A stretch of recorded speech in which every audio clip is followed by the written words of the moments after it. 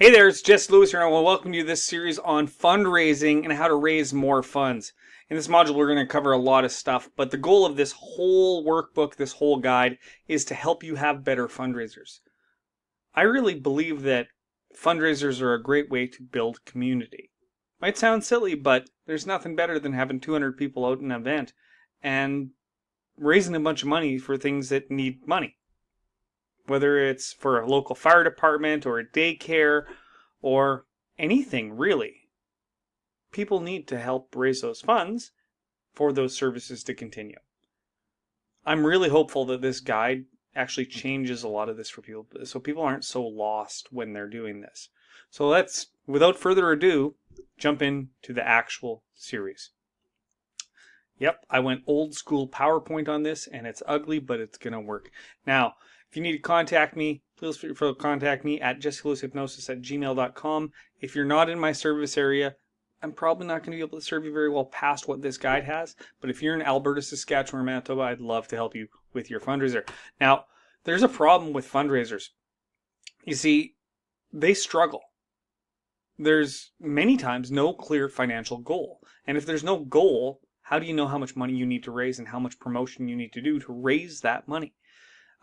They do the same tired ideas like raffles, bake sales, bottle drives, selling nuts, selling pizzas, and those activities don't raise that much funds, that much money, and often it's hard to get the community excited. Have you ever been part of a fundraiser that just didn't feel good? I remember when I was a kid in high school, they used to do like a magazine drive where they'd get all the kids in the school to go sell magazines to the local townspeople. Yeah. And what about those kids that didn't have a big network? Well, they felt left out because they didn't win any of the prizes from the magazine sales. And as I just stated, that's part of the volunteer, and they feel overworked and underappreciated. So let's talk about that. Like, there's a big cost to doing this wrong. There's hours of work for very little money raised. Volunteers get burned out. And when you're burnt out as a volunteer, when you feel like you're being voluntold or you feel like you're being forced to do this fundraiser, they're not going to help you next year. It also has a cost of the supporters of the actual thing you're fundraising for are disappointed and they don't want to help you next year, and that kills community. Yeah, doing a fundraiser badly is going to kill the community that you're trying to build. And what that costs is it creates a lost opportunity to really build momentum. That's not what you want at your fundraiser. And this isn't an ad for me as a comedy hypnotist.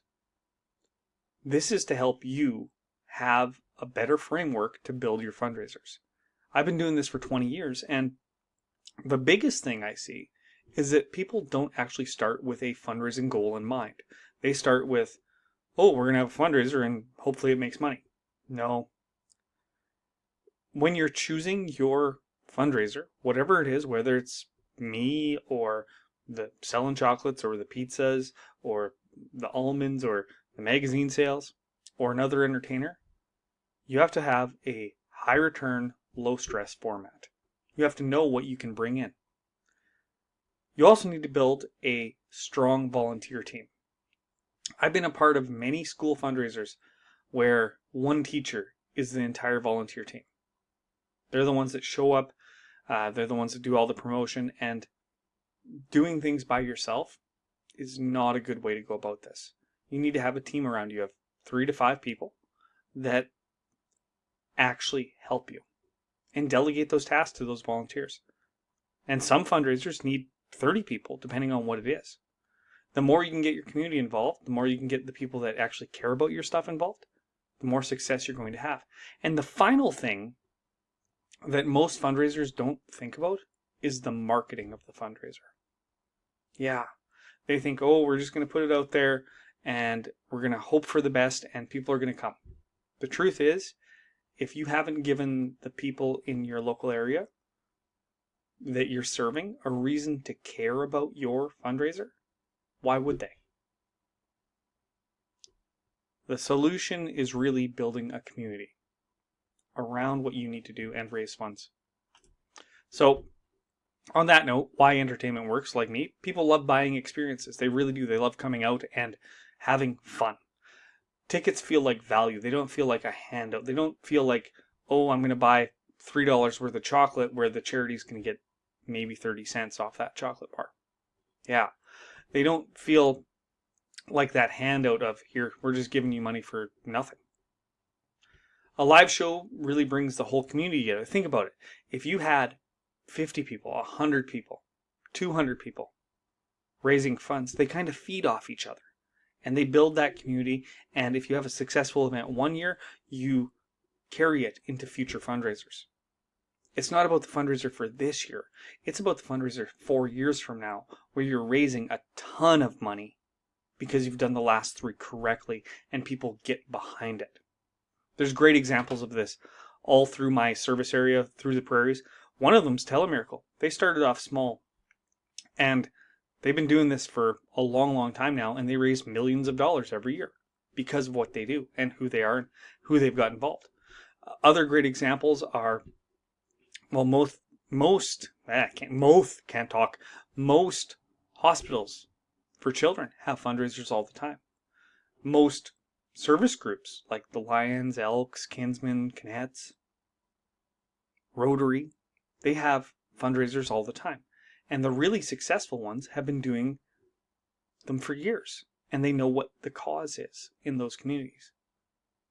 So what you have to understand is that the excitement from this year's fundraiser, this year's event, moves forward every year. There's a couple key takeaways from this.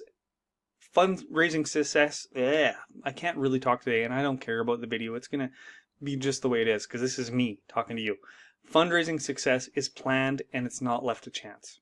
Yeah, if you have a clear financial goal in mind, and you build a promotional plan around getting to that financial goal, it's a lot more likely that you actually hit it. If you have fun while you're doing a fundraiser, happy supporters make much higher returns. They really do. Last year I was involved with a daycare fundraiser down in Limerick, and I know for a fact that they raised over $10,000 for their daycare. I was part of a fundraiser for a hockey team, and I know that they raised over $15,000 for all of their equipment and stuff like that. So if you can make that fun happen and you make happy supporters, there's big payoffs to that. So the other thing is to choose formats that excite the community, not drain it. That's a big key takeaway, because if you get your community excited, if you get people talking about this thing, it grows. And that's what fundraisers are all about, is growing. So in closing, I want to thank you for watching Module 1. Next, we're going to talk about choosing the right fundraiser format, whether it is, maybe it is the almonds that you sell. Maybe it is the pizza that you sell. Maybe it's the Halloween fundraiser where they sell boxes of chips.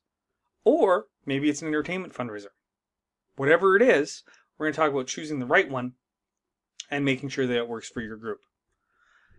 You can contact me at jesselewishypnosis@gmail.com. I'll be glad to talk to you about your fundraiser and to help you out a little bit.